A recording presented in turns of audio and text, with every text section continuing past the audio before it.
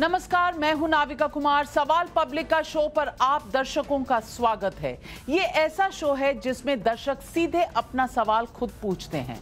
आप भी सवाल पूछ सकते हैं। तरीका बेहद आसान है। अपने मोबाइल कैमरे से अपना सवाल 15 सेकंड में रिकॉर्ड करें और हमें इस नंबर 8097471285 पर भेज दें। अब आज के मुद्दे पर सीधा आती हूं। एक तस्वीर आज पूरी दुनिया ने देखी। पवित्र गुरु ग्रंथ साहब को अपने माथे पर उठाए, श्रद्धा के दोनों हाथ टिकाए मोदी सरकार के केंद्रीय मंत्री हरदीप सिंह पुरी दिल्ली हवाई अड्डे से बाहर आए। दिल को छू लेने वाली ये तस्वीरें मैं आपको दोबारा से एक बार फिर दिखाना चाहूं। दर्शकों, हमने अफगानिस्तान में सिर्फ गुरु ग्रंथ साहिब लाने का काम नहीं किया। हमने चलाया है ऑपरेशन देवी शक्ति। और इसके तहत क्या क्या हुआ है, आइए जरा इसे देखते हैं। अफगानिस्तान से ऑपरेशन देवी शक्ति में अभी तक 7 फ्लाइटें काबुल से वापस लौटकर आई हैं। 626 लोगों को लाया गया है और इन 626 लोगों में 228 लोग भारतीय लोग हैं। 300 से ज्यादा सरकारी अधिकारी और कर्मचारी भी वापस लाए गए हैं और 77 यानी 77 अफगान सिख हमारे देश में वापस आए हैं। मतलब सरकार एक्शन मोड में है। विपक्ष में बैठे लोगों का जो भी CAA पर रवैया है गोल मटोल, वो जवाब देते हैं। वो अब सीधे नहीं कह रहे कि CAA लागू नहीं होना चाहिए। महीनों शाहीन बाग पर, देश के कोने कोने पर इन्होंने प्रोटेस्ट किए थे CAA के खिलाफ। आज क्या कह रहे हैं ये ऑपोजिशन वाले, आइए सुनते हैं। साथ में यह भी आग्रह करते हैं देश के प्रधानमंत्री जी से, गृह मंत्री जी से, कि जो हमारे लोग हैं इनकी जो CAA है, सिटीजन अमेंडमेंट एक्ट के अंदर तब्दीली करके, अमेंडमेंट करके उसकी कट ऑफ डेट जो 2014 से 2021 की जाए, ताकि जो लोग अफगानिस्तान से आए हैं उनको इसका लाभ मिल सके और वो भी अपना जीवन सुरक्षित यहाँ पे निवर कर सकें। उनके बच्चे भी जो हैं वो यहाँ पढ़ सकें, लिख सकें। आपने देखा, यही सिरसा साहब हैं अकाली दल के, और अकाली दल ने पिछले साल क्या कहा था कि CAA जो है वो बिल्कुल मुसलमानों के खिलाफ होगा, अल्पसंख्यकों के खिलाफ होगा। आज ना सिर्फ CAA याद आ रहा है, अब कट ऑफ डेट 2014 से 2021 करने की मांग आ रही है। मतलब सरकार एक्शन मोड में है। विपक्ष में बैठे जो लोग हैं CAA पर उनका गोल मटोल जवाब और सवाल चलता जा रहा है और यही कह रहे हैं आज, और यही सवाल हम पूछ रहे हैं सवाल पब्लिक का पर। और सवाल पब्लिक का यह है, वो अमीरात बनाते रहेंगे, हिंदू सिख फिर कहां जाएंगे? मोदी सरकार ने CAA लाकर बिल्कुल ठीक किया या नहीं? और तालिबान केस में पता चला कि CAA क्यों और कितना जरूरी है। क्या ये आपके सवाल नहीं है? आइए मैं आज पैनल पर अपने मेहमानों से आपको मिलवाती हूं। और आज हमारे साथ जुड़ रहे हैं गौरव भाटिया, स्पोक्सपर्सन है BJP के। अवनिजेश अवस्थी जी हैं, पॉलिटिकल एनालिस्ट हैं। तस्लीम अहमद रहमानी है, नेशनल सेक्रेटरी SDPI और president Muslim political council of India के। अनुराग भदौरिया समाजवादी पार्टी के स्पोक्सपर्सन है, प्रवक्ता हैं। और हमारे साथ जुड़ रहे हैं डॉक्टर शोएब जमाई, चेयरमैन इंडियन मुस्लिम फाउंडेशन, और सबसे ज्यादा झंडे और मुखालफत की थी शोएब जमाई ने शाहीन बाग के। इनको राजा कहा जाता है क्योंकि शाहीन बाग में जितनी झंडे उठाए और जितनी मुखालफत मोदी साहब की इन्होंने की थी, शायद ही किसी ने की हो। तो जमाई साहब, आज समझ आया कि ये CAA का क्या एजेंडा था मोदी जी का?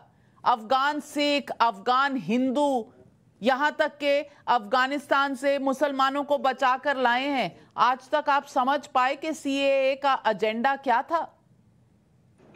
नहीं, बिल्कुल बहुत अच्छी तरीके से समझता हूं मैं। और आज तो शायद हमारी जो मांगे थी वो जस्टिफाई हो जाएगी। मैं अभी आपके लाइव डिबेट में ये साबित करूंगा।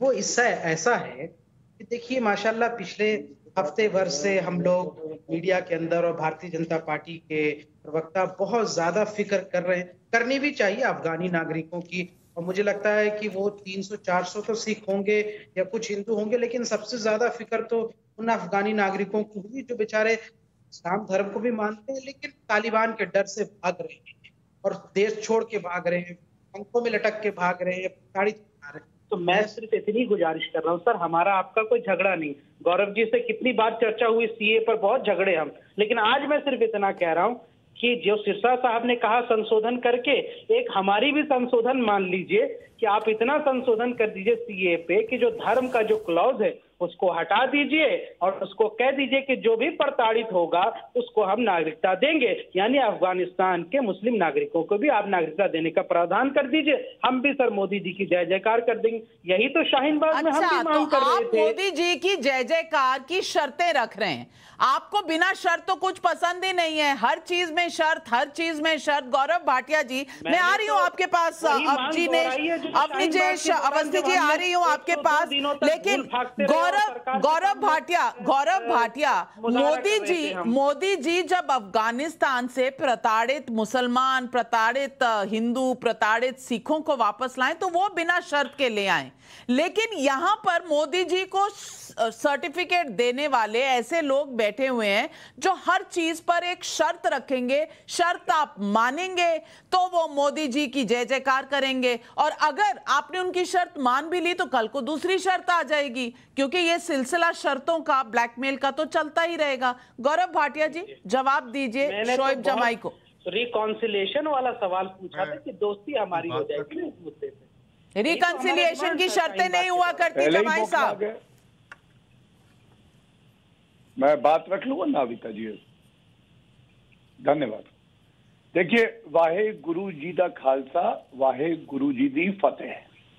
और वाकई नाविका जी, आज जब हरदीप पुरी जी ने अपने सर पर 3 पवित्र स्वरूप गुरु ग्रंथ साहिब जी के उठा रखे थे, तो भारत एक बहुत बड़ी मिसाल दे रहा था मानवता की।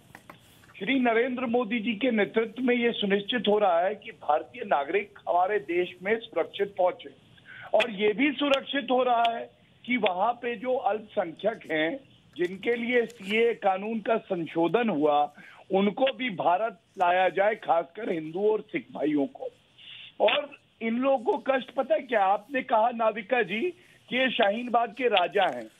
शाहीन बाग के नहीं है ये राजा, क्योंकि जनता ने इनका बजा दिया था बाजा। और क्यों बजाया मालूम है? लोकतंत्र का जो मंदिर है वो संसद है। संसद में एक कानून पारित हो और उसके बाद आप उस पर प्रदर्शन करें, सड़कें रोके, हाय हाय मोदी के नारे लगाएं। हमारे नागरिकों की जान चली गई दिल्ली दंगों में, इनको शर्म नहीं आई। आज मैं एक सवाल इनसे पूछता हूं, अब पता चला कि क्यों सीए का कानून जरूरी था? क्योंकि जो 3 मुल्क हैं, या तो इस्लामिक हैं और या जवाब दे बहुसंख्यक इस्लाम को मानते हैं, और जो प्रताड़ित किए जाते हैं। मैं जवाब देना चाहूंगा। मैं शोएब थोड़ा आराम, मैं आप ही को समय दूंगा, लेकिन पहले सवाल पूरा करूंगा उसके बाद। तो प्रताड़ित किए जाते हैं हिंदू और सिख।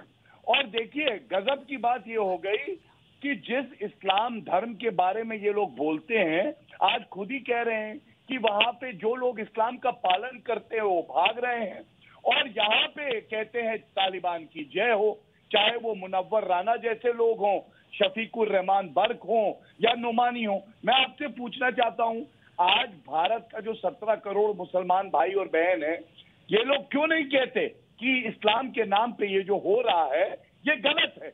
आज आप लोगों के मुंह में दही क्यों जमी हुई है? और भारत मैं जवाब दूं, लोकतंत्र खतरे में है, और फिर भारत की निंदा करते हैं, उसके बाद कहते नहीं भारत में इन मुसलमानों को ले आओ। धन्यवाद। हाँ, आप बोलो। शोएब जमाई, आज तो गूगली बोल करी है आपको गौरव भाटिया ने। अरे भाई, तब तो आपने कहा था सीए ले आए हैं, डेमोक्रेसी खत्म हो गई, संविधान खत्म हो गया। आज इसी संविधान का हवाला दे रहे हैं। नाविका जी, मैं क्रिकेट भी खेलता हूं और मैं स्पिनर हूं, तो दूसरा फेंकना मुझे बहुत अच्छे से आता है। अभी मैं फेंकूंगा, सुन लीजिए। देखिए, ऐसा है कि इन्होंने कहा कि भाई इनको बाजा बजा दिया जनता ने। वो तो बंगाल में किसका बाजा बजाया वो तो सबने जाना। और आपको पता है ना, इसी बंगाल में मैं दादी को लेकर के हम गए थे और 2.5 लाख के मजमे में जाके हमने सीए के एनआरसी के मुखालफत की थी और सबसे बड़ा हमारा प्रोग्राम हुआ था वहां राजा बाजार में। तो बंगाल में किसका बाजा बजा? अच्छा, तो आप कह रहे हैं बंगाल में ममता बनर्जी अपने दम पर नहीं, आपके दम पर, दादी के दम पर जीती है इलेक्शन। सुनिए ना, आप आपके दम पर जीते हैं। क्या नाम है आपकी पार्टी का? क्या नाम है आपकी पार्टी का? अगर आप जीते हैं तो कह रहा हूँ कि आपने सबसे ज्यादा चिंता की अफगानी नागरिकों की, और जो भागने वाले हैं वो तो हिंदू और सिखों से ज्यादा वो मुसलमान अफगानी है। तो सर उनको नागरिकता दे दीजिए ना। मैं यही तो मांग शाहीन बाग आंदोलन के दौरान भी कर रहा था और आज भी वही कर रहा हूँ। मेरी मांग में कोई फर्क नहीं आया, ना नीयत में खोट आई। शायद अल्पसंख्यकों का, चर्चा कर, शायद अल्पसंख्यकों का आपको मतलब ही समझ नहीं आता। अब क्या करें, अब क्या करें? बड़ी बड़ी चीजें आप इतनी समझते हैं, दाव पेच खेलने आपको इतने आते हैं कि सामान्य शब्दों का अर्थ तो आप समझते नहीं। तो अवस्थी जी, मैं आपसे पूछना चाहती हूं, इनको अल्पसंख्यकों का मतलब नहीं समझ आया। अगर भारत में रहेंगे तो अल्पसंख्यक अल्पसंख्यक अल्पसंख्यक, हम अल्पसंख्यक हैं, हमारे लिए ये होना चाहिए, हमारी प्रताड़ना हो रही है क्योंकि एक मेजॉरिटी कम्युनिटी है यहां पर। लेकिन बाकी जो मुल्क हैं जिनमें मुसलमान ज्यादा हैं, हिंदू या सिख कम हैं, उनकी प्रताड़ना इनको नहीं नजर आ रही। वहां पे जो इस्लामिक फोर्सेस आ रही हैं और वहां पर हिंदुओं को या सिखों के साथ अगर अट्रॉसिटीज कर रही हैं तो वो इनको नजर नहीं आ रहा। अवस्थी जी, इनको सिर्फ अपनी दुहाई देना आता है। नाविका जी वो शर्तें तो वो लगा रहे हैं, शर्तें मैं लगाता हूं कि शोएब जमुई, हमारी भी शर्त है कि जो यहाँ तालिबान को बड़ा दयावान, करुणावान, बदला हुआ, सबका मानवाधिकार का रक्षक कहता है, उसकी नागरिकता खत्म कर दी जाए और भेज दिया जाए उसको अफगान में। आप मानते हैं इस बात को? अगर तालिबान अगर मुसलमानों के साथ गलत कर रहा है तो तालिबान अच्छा कैसे हुआ? महत्वपूर्ण बात ये नाविका, ये इस्लाम के लोग नहीं है, ये कट्टर इस्लाम के लोग हैं। यहाँ का हिंदुस्तान का मुसलमान जो है और अफगान का मुसलमान भी इन कट्टरपंथियों से डरता है, ये उसको प्रताड़ित करते हैं। ये नहीं है, आज समझ में आ गया ना। और मैं तो तस्लीम अहमद रहमानी के, आप 16 अगस्त 17 अगस्त 18 अगस्त को इनके गूगल पे जाके चले जाइए तो कहते हैं प्रमाण दीजिए ये एरोप्लेन से जो गिर रहे हैं लोग, उसके प्रमाण दीजिए। कुछ बोलेंगे ना, कानपुर में कौन कट्टरवाद फैला रहा था अवनीश भाई? तालिबान को अभी मुनव्वर राणा जैसे लोग, इंदौर में भी जो है हम देख के ही मारा गया है ना। वाला है तो हिंदू इलाके में नहीं जा सकता।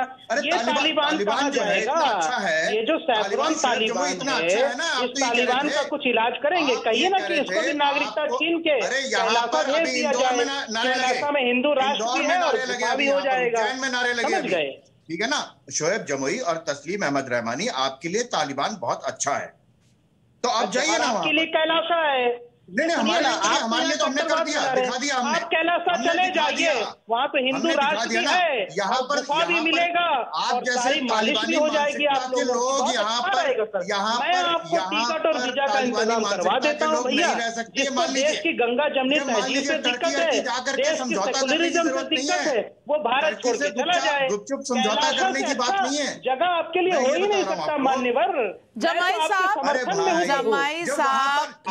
साहब, आप देख रहे हैं भारत माता में आपको कितनी आजादी है कुछ भी बोलने की। आपको इंदौर का वाकया नजर आ रहा है, लेकिन जो एक्शन हुआ वो तो नजर नहीं आया होगा आपको किसी को हिंदुस्तान में तालिबान बुलाने से पहले सोच लेना चाहिए। लेकिन बहरहाल जमाई साहब ऐसा है, मैडम 58 जो चूड़ी वाला है उसी पे केस दर्ज हो गया।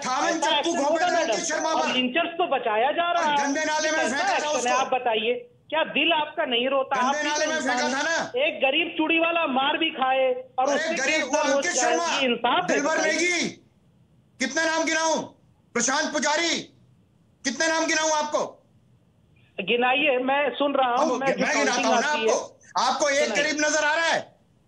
हाँ। यहाँ मैं अरे अहमद रोज शाह अब्दाली, लिंचिंग हो नादिर रही शाह, है भाई, चंगेज मैं तो नाम खान, अलाउद्दीन खिलजी, बाबर, ये इन सबके डिबेट नाम खत्म गिनाऊं नहीं आपको? होगी। लाखों लोगों को मार दिया आपने। पहलू जुनैद याद है डायरेक्ट एक्शन आपको? में बंगालियों को मारा सलीमुद्दीन आपने, याद बंगाली है हिंदुओं को आपको? मारा। जुनैद याद है, और ये तस्लीम याद है। आपको सिर्फ एक याद आता है ना, कानपुर का आपको याद सिर्फ है एक याद सर। आता है, पहलू अभी खान और रोज जुनैद। रोज हो रही है सर, कितना गिनाऊं सर, हर रोज आप हो कैसे रही है बैठे हैं सर, फिर? मान्यवर रोज मॉब आप लिंचिंग कैसे होती बैठे है। हैं? वो कानपुर की बच्ची पे दया नहीं आई आप खुलेआम गाली भी वो देते हैं, बच्ची फिर रो भी रही बैठे हैं है अपने बाप और से फिर कहते हैं तिलक हिंदुस्तान तिलक भी के आ रो रही है जाओ। कि मेरे बाप हिंदू, को अच्छा छोड़ एक बात दो। सुनिए, यहाँ उसको पर रोज जय हो रहा है श्री ना, राम बोल के मत यहाँ मारो पर मुसलमानों के साथ दंगाइयों। गलत हो रहा है, तो आप क्यों चाहते हैं कि वो उनको बच्ची यहाँ रो रो के अपने बाप से लिपट आप के ये कह रहे हैं, एक आप ये मिनट, कह रहे हैं यहाँ जमाई मुसलमानों के साथ गलत जमाई व्यवहार होता है, तो आप शोएब क्यों चाहते हैं? जमाई जी, शोएब जमाई जी, यहाँ जो है, यहाँ सवाल पब्लिक का जो शो है ये पब्लिक के लिए है, ठीक है। और इसमें अगर आप हर किसी के ऊपर बोलेंगे तो पब्लिक को तो कुछ समझ आएगा नहीं। आप जिस पब्लिक को सुनाना चाहते हैं, शायद उसे सुनाने के लिए पहले सवाल पब्लिक का सुन लीजिए और उसके बाद जब समझ आ जाए सवाल तो जवाब दीजिएगा। लेते हैं पहले जो पब्लिक के सवाल हैं और पब्लिक आज किससे क्या पूछती है, आइए देखें। अफगानिस्तान में कोहराम के बीच जिस तरह से भारतीयों को सम्मान के साथ लाने का काम मोदी सरकार ने किया है, मेरा विपक्ष से सवाल है कि क्या अभी आपको एहसास नहीं हो रहा है कि हमारे देश में सीएए लागू करना क्यों जरूरी है? गैर मुस्लिम लोग अब कहाँ जाएंगे? जिस तरह से अफगानिस्तान में हुआ है उससे तो यही लग रहा है कि ये अमीरात बनाते जाएंगे, फिर सिख हिंदू कहाँ जाएंगे? रहमानी साहब, आज मैं आपसे पूछना चाहती हूँ और पब्लिक भी आपसे यही पूछ रही है कि सीएए की इतनी मुखालफत की, आप मुझे बताइए कि आज ये जो सिख और हिंदू हैं अफगानिस्तान में रहते हुए, ये कहाँ जाएंगे? अगर सीएए ना होता और जो ये बनाई गई थी पूरी स्कीम और ये लॉ पास हुआ था, एक्ट पास हुआ था पार्लियामेंट में, तो इतनी मुखालफत आपने की। आप सारा दिन हवाला देते हैं अल्पसंख्यकों का, क्यों इनकी पीड़ा आपके समझ में नहीं आती? क्योंकि जैसे अल्पसंख्यकों की पीड़ा आप भारत में बताते हैं, इनकी पीड़ा आपको नजर नहीं आती रहमानी साहब। और मैं बता दूं, अगर मैं नंबरों की बात करूं तो अगर ये सीएए 1980 में आता तो तब लगभग 2,20,000 हिंदुओं और सिखों को हम बचा पाते। 1990 के दौर में ये सिर्फ 15,000 बचकर रह गए। 2,20,000, आधे से ज्यादा कत्ल हो गए होंगे, कुछ कन्वर्ट हो गए होंगे, बचे कितने? और अब आज के पिछले 3 दशकों में 99% जो थे हिंदू और सिख, उन्हें खत्म कर दिया गया है। इनकी पीड़ा, इनकी गुहार आपके कानों तक नहीं पहुंचती रहमानी साहब? ये आप मेरे आवाज अगर अपने कानों तक सुनना बर्दाश्त कर सकें तो मैं अर्ज करूं, कोशिश करूंगी, वरना फिर कोशिश जरूर करूंगी। अगर आप अच्छी बातें कहेंगे तो मैं बर्दाश्त कर लूंगी। फिर शर्त है एक, मैं आपकी मर्जी की बात नहीं कह पाऊंगा, माफ कीजिए। मैं पूछना चाहता हूं, क्या आप क्रूसेड को वेरीफाई एंड एंडोर्स करते हैं? क्या अवधेश जी और ये आपके जो भाई यहाँ हमारे गौरव भाटिया बैठे हैं और हमारी मोदी सरकार, मेरे भाई तो आप भी है बड़े भाई करते हैं आप लोग? नहीं, आप भी मेरे बड़े भाई हैं। हुई,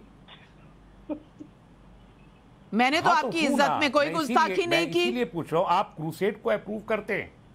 क्रूसेड को आपने किया क्या? शाहीन बाग के, आप शाहीन बाग के दौर में आपने क्रूसेड नहीं किया तो क्या किया था? क्या आप क्रूसेड को अप्लाई?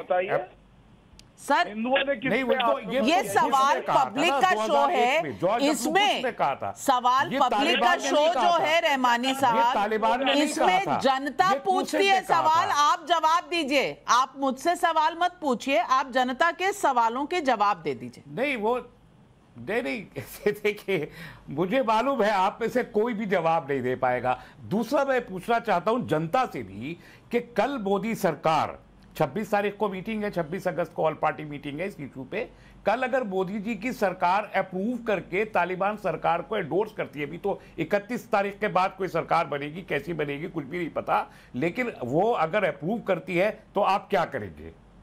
तीसरी बात मैं पूछना चाहता हूं, हमारे 60,000 के करीब भारतीय लोग हिंदू और सिख वहां रहते हैं, आप पिछले 10 दिन में 7 फ्लाइट देके 626 लाए और अपनी पीठ थपथपा रहे हैं। क्या इस पे शर्म नहीं आती है आप लोगों को? और ये जनता आपसे सवाल, आप तो सवाल दिखा रहे हैं, शायद वो भी कुछ लोग होंगे जो ये सवाल कर रहे होंगे कि सिर्फ 600 लोगों को, 625 लोगों को आप 7 दिन में 50,000 में से लाए। सर आप एक ही जान बता दीजिए, आपके सर पर ताज रख देंगे। रहमानी साहब, एक जान भी बचा दीजिए, आपके सर पर ताज रख देंगे। आप इंसान की कीमत क्या जानो रहमानी साहब? और आप तो हर वक्त आप शर्तें और शर्तें रखते रहते हो। आप मुझे ये बताइए कि तालिबान को कल सरकार की बात नहीं करूंगा मैं कह रही हूँ तालिबान को तो कल सरकार अगर कुछ कहेगी तो कहेगी, आपने तो पहले ही उन्हें गुड तालिबान कह दिया। गुड तालिबान, अब बदलेगा नसीब अफगानिस्तान का। देखिए ये पहले जैसे नहीं रहेंगे, ये तो आ गए हैं। आपने तो कैरेक्टर सर्टिफिकेट पहले से दे दिया। सरकार बात कर रही है, जनता को मालूम होना चाहिए। तो आपको 26 तारीख को बता ही देंगे ना। 26 तारीख को आप बड़े बेसब्र हैं मोदी जी से मिलने के लिए, बहुत ही बेसब्र हैं। गौरव भाटिया जी, बेसब्री का आलम देख लीजिए, बेसब्री का आलम देख लीजिए कि मोदी जी को मिलने के लिए इतने आतुर है रहमानी साहब कि 26 तारीख की इनसे इंतजार नहीं हो रही। बता दीजिए, आज ही आप बता दीजिए। उन्होंने बुलाई है 26 तारीख को। ना टोके, मैंने इनकी बात बड़े ध्यान से सुनी। नाविका जी देखिए, दोगलापन क्या होता है आपके चैनल पे दिखाई देता है।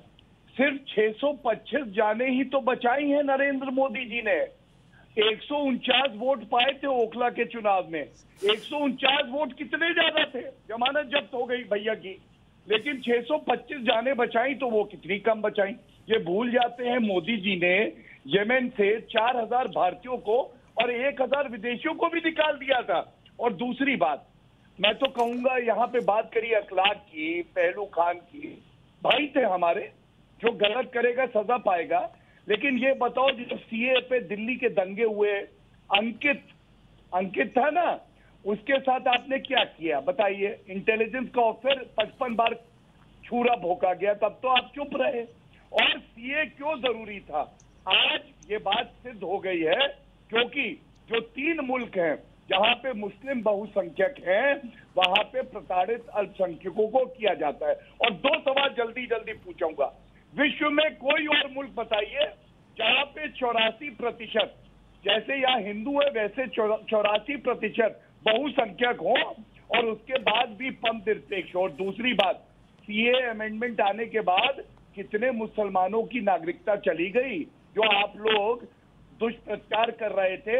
मुसलमान भाइयों, आपकी नागरिकता चली जाएगी। आज तो आप बता सकते हो ना देश को, कितने भारतीय मुसलमान हैं जिनकी नागरिकता चली गई? जवाब दीजिए रहमानी साहब। देखिए 2022 का इलेक्शन होने में अभी 6 महीने या अभी से प्रोपेगेंडा कर रहे हैं। मैं आपको ये बता दे पहले, कमाल है, अभी तक 2022 के लिए आप पिछले साल से प्रोपेगेंडा कर रहे थे, उसका आपका हिसाब किताब कोई नहीं है। आप शाहीन बाग में बैठ गए थे पिछले साल से, अभी तक रूल्स नहीं बना पाए। और 2014 ये जो अब आ रहे हैं, इनके ऊपर सीए लागू नहीं होता। सीए के प्रव्यू में नहीं आते, इसलिए अकाली दल ने उसके अमेंडमेंट की बात की है। अब मैं उसको भी अप्रूव नहीं करता। अभी तक रूल्स नहीं बना पाई है उसके। कितने लोगों को उस कानून के तहत नागरिकता दिए, बता दे जरा। अवस्थी जी, ऑपोजिशन को एक ही धर्म सूट करता है, वो है मोदी विरोध का जो धर्म है इनका। क्योंकि कल तक सीए पे ऑब्जेक्शन थी, अब 2014 तक क्यों है इस पे ऑब्जेक्शन है? कल तक इनको लगता था मुसलमानों की सारी सिटीजनशिप चली जाएगी, आज इन्हें इस बात की चिंता है कि भाई मुसलमानों को भी यहाँ क्यों नहीं लेकर आ रहे, उनको भी यहाँ ले आओ।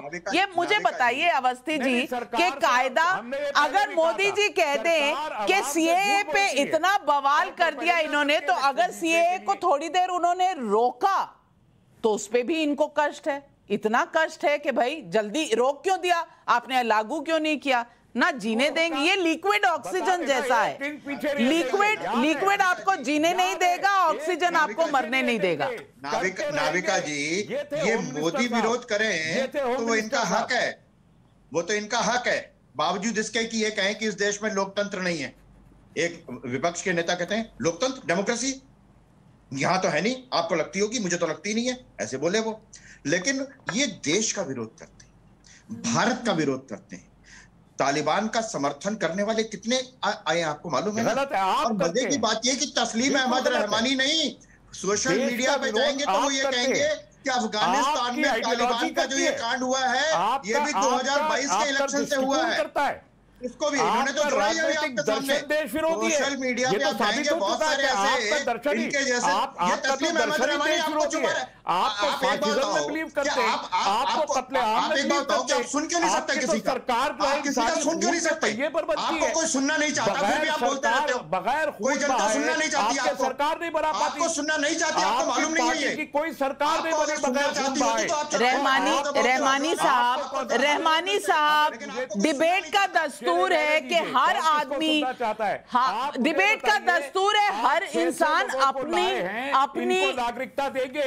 एक मिनट रहमानी साहब, डिबेट का दस्तूर है कि हर बात जो रखना चाहता है वो रखे, लेकिन जब दूसरा बोल रहा हो तो थोड़ी सुनने की भी ताकत रखे। अवस्थी साहब बोल रहे हैं, बोल लेंगे तो आप उनको काट लीजिएगा। आपने तो दलील देनी होगी उसकी ऑपोजिट, तो आप तब अपनी दलील रख दीजिएगा, लेकिन अभी तो उनको बोलने दीजिए, कम से कम यहाँ तो डेमोक्रेसी चलने दीजिए भाई साहब, यहाँ तो डेमोक्रेसी चलने दीजिए।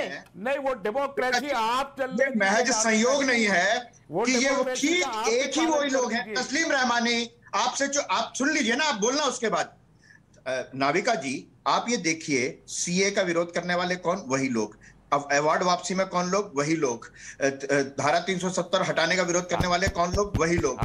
भव्य राम मंदिर का निर्माण करने का विरोध करने वाले कौन लोग? वही लोग। आज तालिबान का समर्थन करने वाले कौन लोग? वही लोग। अरे मैं तस्लीम अहमद रहमानी बता दूं, जो लोग कर रहे हैं ना वीरे दी वेडिंग, जो है ना, बनाने पर नहीं, काम करने पर नहीं, देखने वालों पर भी तालिबान का कोड़ा चलता, गोली से उड़ा दिए जाते। आज जो तालिबान का समर्थन कर रहे हैं ना यहाँ पर जो लोग, वो वीरे दी वेडिंग जैसी फिल्म देख भी नहीं सकते, करने की तो बात छोड़ दीजिए आप।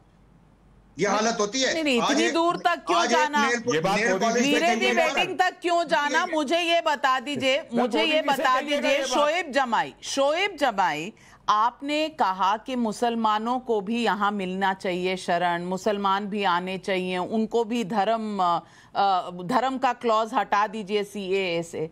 मुझे ये बताइए कि तालिबान में तो उन्होंने कहा है कि औरतों को अभी बाहर नहीं निकलना चाहिए, काम पर नहीं जाना चाहिए, बिल्कुल बाहर जाने की इजाज़त नहीं है इस वक्त। तो आपके मुंह से तो कोई चू नहीं निकली। शायद वो गुड तालिबान है और ये गुड पॉलिसी है कि औरतों को अंदर रहना चाहिए।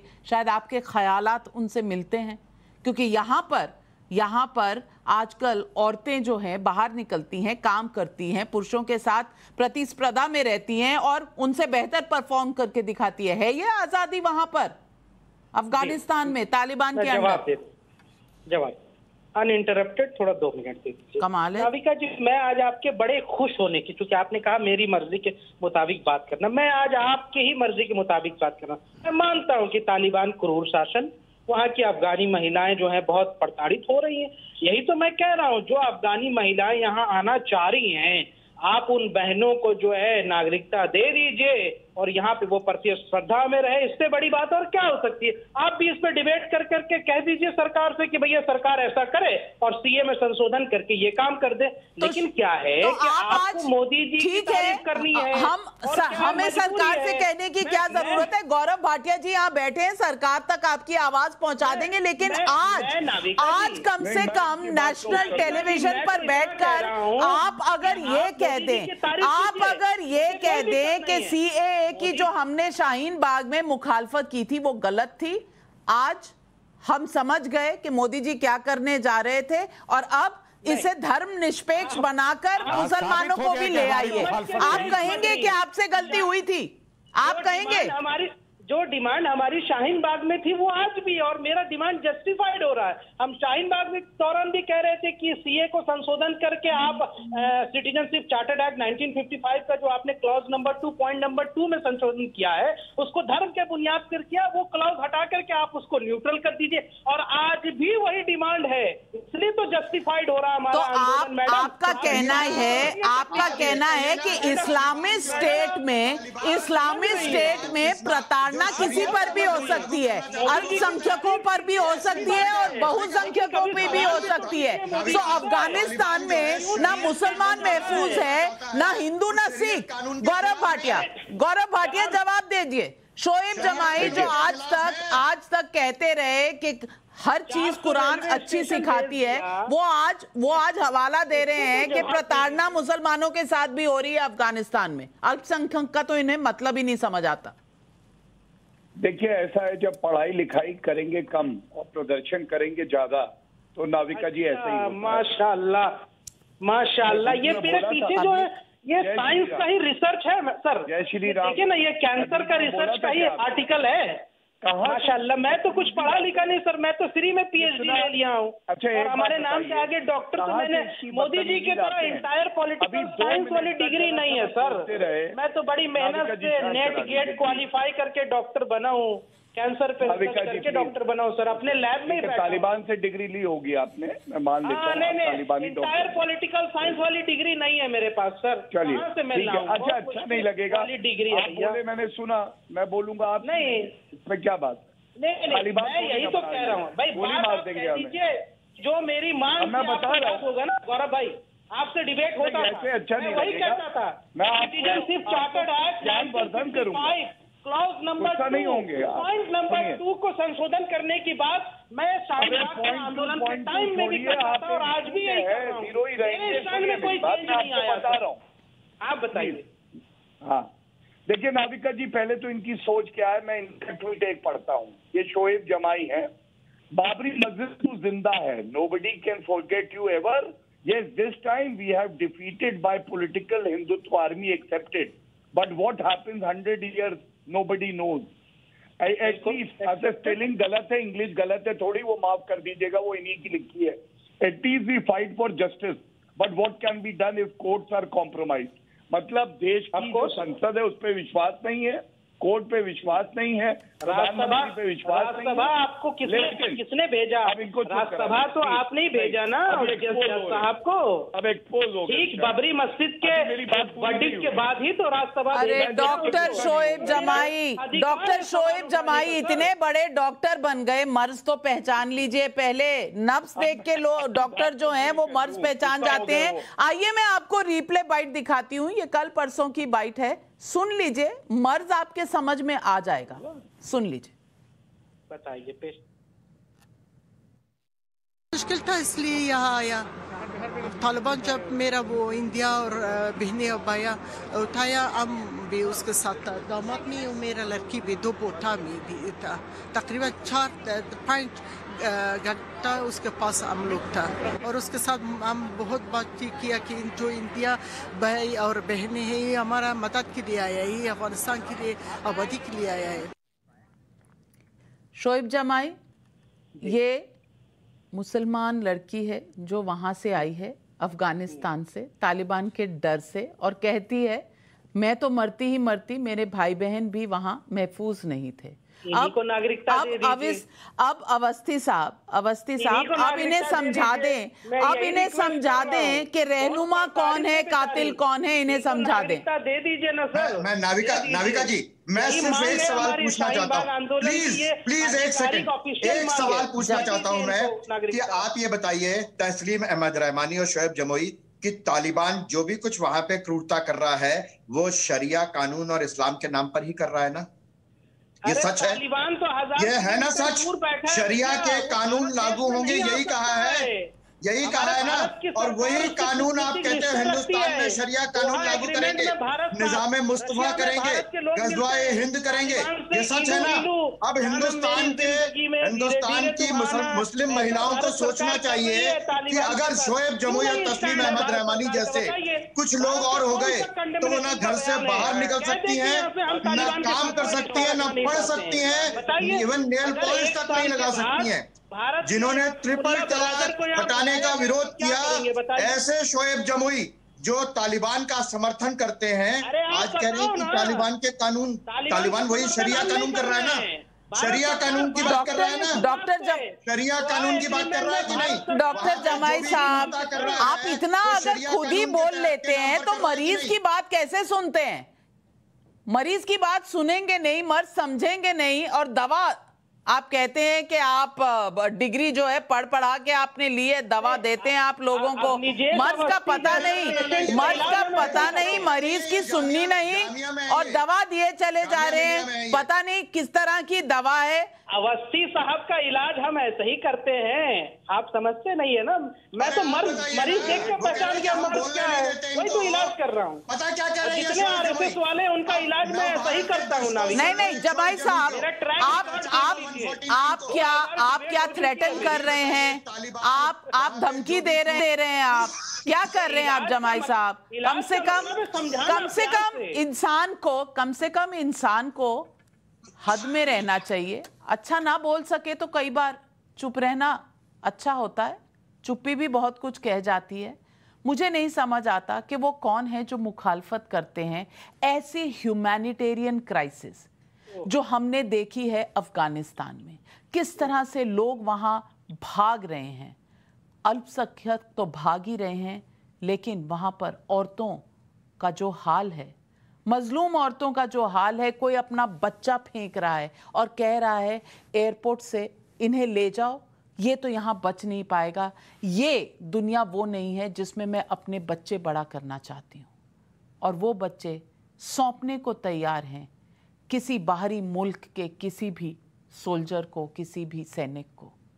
ये हालत है। लेकिन हमारे देश में अगर हम धर्म का सम्मान करते हैं और अल्पसंख्यकों के धर्म का सम्मान करते हैं, और आज जिस तरह माथे पर रखकर गुरु ग्रंथ साहब लौट कर आया, सिर्फ काबुल से दुशानबे होते हुए भारत में के सेवा में जरा सा भी ब्रेक ना आए, सेवा में बिल्कुल भी कोई रोक ना आए, वो दृश्य हमें इस देश में देखने को मिले हैं।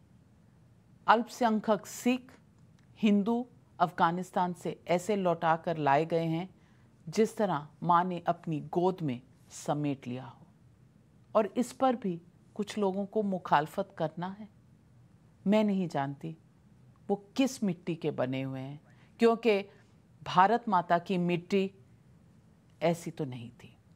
मैं आपके लिए ये थोड़े से दृश्य छोड़ी जा रही हूं, और दूसरी तरफ हमारे साथ जुड़ेंगे एक ऐसे अल्पसंख्यक जो इस देश में यूनियन मंत्री हैं जो आज माथे पर गुरु ग्रंथ साहब अपने देश में लेकर आए और उसे श्रद्धापूर्वक गुरुद्वारे तक पहुंचाया। उनके साथ इंटरव्यू ब्रेक के दूसरी तरफ।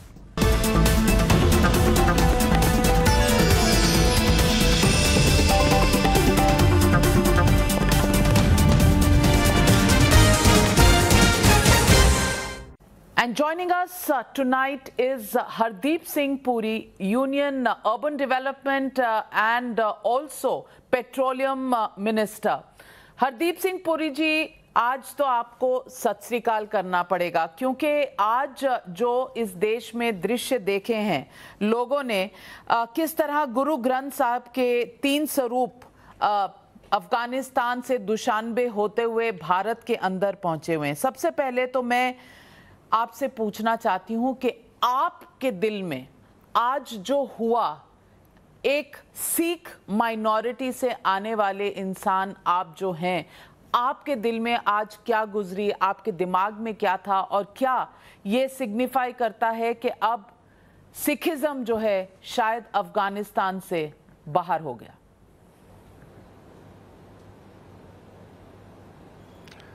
Navika ji, its a very difficult feeling to describe. आज सुबह जब मुझे कहा गया कि मुझे इंदिरा गांधी इंटरनेशनल एयरपोर्ट जाके, टर्मिनल 3 जाके, जो हमारे ग्रंथ साहिब के स्वरूप 3 हमारे सेवादार ला रहे थे, उनका स्वागत तो एक सिख के नाते मैं आपको क्या कैसे बताऊं, एक तरफ तो जो हमारे भाइयों और बहनों पे बीत रही है, जो स्थिति है वहां पे, एक तरफ तो उसका ध्यान, दूसरी तरफ a sense of great privilege कि मुझे मौका मिला to pay obeisance myself और इस प्रोसेस में शामिल होने का एक वो, तीसरा जो ऐतिहासिक पर्सपेक्टिव है। देखिए, गुरु महाराज अफगानिस्तान गए थे 1521, 2 बार गए थे। दिस वॉज हिज 4th उदासी जर्नी। और जो सिख रिलीजन में जो प्रिवेलिंग सेंटिमेंट है, शेयरिंग का, सर्विस का, सेवा का,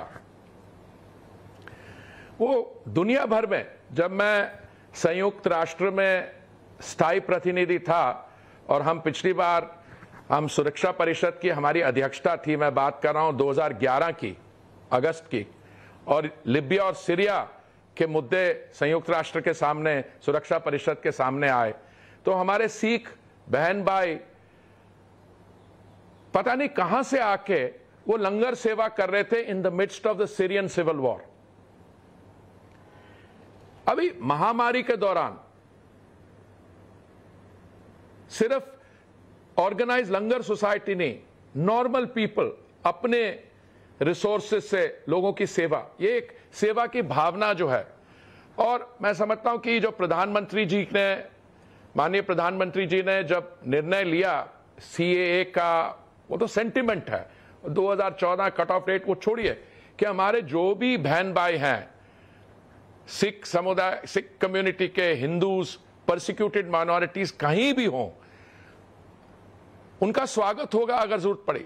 आपने सवाल जो पूछा कि is this the end of the road for Sikhism in Afghanistan, देखिए ये बड़ा मुश्किल है। मैंने जो हमारे सेवादार आए उनमें से एक से पूछा, सरदार हिम्मत सिंह जी से, मैंने कहा हमारे कुछ बहन भाई सेवादार अभी गुरुद्वारा साहब में है काबुल, सुरक्षा करने गुरुद्वारा साहब की, तो उन्होंने कहा है।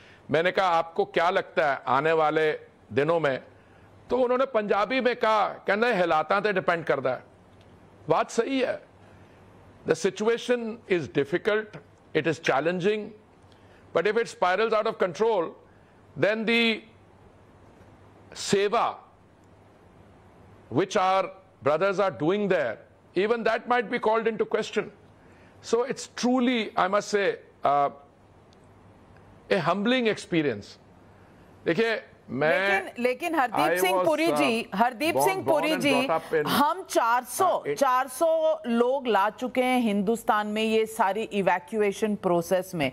300 जो हैं वो इंडियन सिटीजन्स हैं, बाकी अफगान हैं, सिख हैं, हिंदू हैं, और हमारे वहाँ से गुरु ग्रंथ साहब काफ़ी निकाल लिए गए हैं। कुछ तो 2020 में ही आ गए थे और कुछ 3 आज आए हैं, 3 शायद अभी भी अफगानिस्तान में हैं।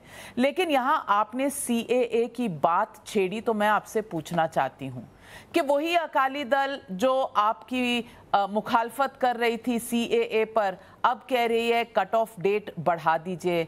दूसरी तरफ ओवैसी साहब हैं, वो हमेशा उनको बहुत दिक्कत है CAA से, और वो कह रहे हैं रिलीजन न्यूट्रल CAA होनी चाहिए। और ये जो आप CAA की बात कर रहे हैं, ये तो कट ऑफ डेट 2014 की है, तो 2021 में CAA कैसे मदद कर रही है किसी भी अफगानिस्तान के सिख या हिंदू की? इन तमाम वक्तव्यों को आप क्या रिस्पॉन्ड करेंगे? नबिका जी, आपने कई सवाल, कई कमेंट्स किए हैं। पहली बात तो जहां तक ग्रंथ साहिब के स्वरूप हैं, मुझे जहां तक जानकारी है 13 थे पहले, 7 आ चुके हैं, आज 3 आए हैं, और या 3 या 4 ये विदेश मंत्रालय जो हमारे गुरुद्वारा साहब हमारे भाइयों बहनों के संपर्क में हैं, they will have the exact figures. देखिए, बहुत with a heavy heart I have to say कि ये जो राजनीतिक बात की जा रही है, और आपने एक तो राजनीतिक दल है उनके बारे बताया जिन्होंने खिलाफत की थी, अपोज किया था सीएए को, और अब वो कह रहे हैं कि इसकी जो कट ऑफ डेट है वो आगे बढ़ाई जाए। I think they need to introspect. देखिए, CAA is not about a cut off date, it is about a sentiment. और माननीय प्रधानमंत्री जी शुरू से बड़े क्लियर रहे हैं इसमें कि ये भारत माता का कर्तव्य बनता है और हम अपनी रिस्पॉन्सिबिलिटी को निभाएंगे। हम इसको जहां पे भी हमारे साथ जो जुड़े हुए लोग हैं, परसिक्यूटेड माइनॉरिटीज हैं, अगर नेबरहुड में countries are of a particular denomination, तो दी परसिक्यूटेड माइनॉरिटीज और हिंदू सिख्स होंगी, पर we have never closed our door to the others also. We have followed a policy of non-refoulement. Our courts are there, our people are there. We have welcomed persecuted people all our lives with open arms. Why was politics being played here? That is the question. I can't answer that question. I can say with a heavy heart that these people really need to introspect. जो भी political issues हुए हैं, देखिए ये जो स्थिति develop कर रही है हमारे नेबरहुड में, मैं देख रहा हूं कई किस्म की इर्रेस्पॉन्सिबल स्टेटमेंट्स इशू की जा रही हैं। उनको ना इवॉल्विंग पॉलिटिकल या सिक्योरिटी सिचुएशन के ज़्यादा जानकारी है, और इसके बीच में पोजीशन ले लेना और इर्रेस्पॉन्सिबल स्टेटमेंट्स देना, मैं समझता हूं ये हमारे अपने लिए, देश के लिए और इन लोगों के लिए भी अच्छा नहीं है, क्योंकि हमारी जनता बहुत मैच्योर है। आप लोगों से पूछेंगे कि अगर कोई वॉर टॉर्न कंट्री है कहीं भी, मैं किसी एक देश की बात नहीं कर रहा हूं, और वहां पे हमारे साथ जुड़े हुए लोग हैं जो जिनका भारत के साथ लिंक है, उनकी नेशनैलिटी कुछ भी हो, पर अगर वो उनका डीएनए हमारे साथ जुड़ा हुआ है, नेशनैलिटी उन्होंने ले ली हो, तो क्या प्रिवेलिंग सेंटिमेंट होगा? मुझे पूरा विश्वास है हमारे यहां के लोग सब कहेंगे भाई उनको अगर सैंक्चुरी चाहिए, they may not all want to come here, they may want to go to Canada और यूएस। पर देखिए, आप हिस्टोरिकली देखिए, कंसिस्टेंटली देखिए, it is mother India and it is leadership like Narendra Modi ji which stands the test of time. और मैं समझ रहा हूं कि ये सीएए कि जिन्होंने उस समय निंदा की थी, वो आज भी if they are changing their view on it, better late than never, but let's not play politics with this. Your human conditioning is, the Sikh religion is a humanitarian stream, मैंने जो आपको बताया, और हमारे बाकी चाहे हिंदू हो चाहे सिख हो उसका फर्क नहीं पड़ता, और भी डिनोमिनेशंस हो, अगर परसिक्यूटेड माइनॉरिटीज हैं, mother India will step forward. Hardeep Singh Puri ji, इसमें कहीं दो राय नहीं है कि सिख कम्युनिटी ने जितना सेवा भाव से हर परिस्थिति में मैनकाइंड की, ह्यूमन काइंड की सेवा की है, वो शायद किसी और कम्युनिटी में कम ही देखने को मिलता है। चाहे वो लंगर हो, चाहे वो सेवा हो, चाहे वो कोविड काल हो, चाहे वो फ्लड्स हो, चाहे वो भूकंप हो, हमेशा सिख कम्युनिटी आगे नज़र आती है। लेकिन आपने जो कहा कि पॉलिटिक्स नहीं होनी चाहिए और हमें इंसानियत के नाते कम से कम कुछ डिसीजंस को सोचना चाहिए, लेकिन मैं पूछना चाहती हूँ आपसे कि आपने कहा बहुत से लोगों के पास इंफॉर्मेशन नहीं है और वो ऐसे बयान कर रहे हैं जो इररिस्पॉन्सिबल बयान की श्रेणी में शायद आएंगे। तो मैं आपसे पूछना चाहती हूँ, आपका एक्सपीरियंस रहा है यूएन में परमानेंट रिप्रेजेंटेटिव के तौर पर, मैं आपसे पूछना चाहती हूँ कि क्या भारत तालिबान के साथ समझौता कर पाएगा अगर तालिबान ही सरकार है अफगानिस्तान की, और क्या भारत ऑफिशियली मानता है कि तालिबान ऐसी सरकार दे सकता है जिसमें वो ह्यूमैनिटेरियन कोशेंट हो? देखिए, आप शायद कनेक्शन इतना अच्छा नहीं है, पर मैंने आपने जो सवाल पूछा, I want to consciously stay away from this. अभी जो नई अफगानिस्तान में हुकूमत आई है, what kind of a governance they will provide, what will be the treatment meted out to minorities there, what will be the treatment meted out to women there. A lot of people have asked them questions and they've answered them that they would treat them well, subject to the laws of the Sharia. I don't want to get into all that because I don't know enough. Secondly, I think after developments of this nature have taken place, other than those who want to make statements on the record for whatever reason, and that's the Ministry of External Affairs, I would like to urge that we all tread with caution. I think just now the effort is on safe evacuation of those of our brothers and sisters who require that assistance, and then all those people will make a determination. After all, countries will determine how they wish to deal with a newly emerging state. But I want to duck this one if I have your indulgence. Well, I completely agree. When it is the question of lives of our own people and people who may be persecuted, whichever religion they belong to, बिल्कुल हरदीप सिंह पुरी जी, हम किसी की भी जान जोखिम में डालने के हितैषी नहीं होंगे। हम चाहेंगे कि जिसे भी अफगानिस्तान में रहना है वो राजी खुशी रहे, ये एक पंजाबी कहावत है। और जो वहाँ से आना चाहे, आपने ठीक कहा कि मदर इंडिया की गोद इतनी बड़ी है कि वो सबको शायद अपनी शरण में ले ले। हम इसका इंतज़ार करेंगे, लेकिन आज जो हमें दृश्य देखने को मिले सुबह, वो कहीं ना कहीं हमारे दिल को और पूरे भारत के दिल को, पूरे शायद दुनिया को एक दिल को सहलाने वाले ये दृश्य रहे होंगे। सतनाम श्री वाहे गुरु कहते हुए जिस तरह आप सर पर गुरु ग्रंथ साहब लेकर आए, और ये गुरु ग्रंथ साहब जो अफ़गानिस्तान से दुशानबे होते हुए भारत पहुंचा, शायद ये हमारे लिए एक बहुत शान का दिवस है कि हम बिना ब्रेक के सेवा गुरु ग्रंथ साहब की कंटिन्यू कर सके। हरदीप सिंह पुरी जी, हमारे साथ जुड़ने के लिए आपका बहुत बहुत धन्यवाद।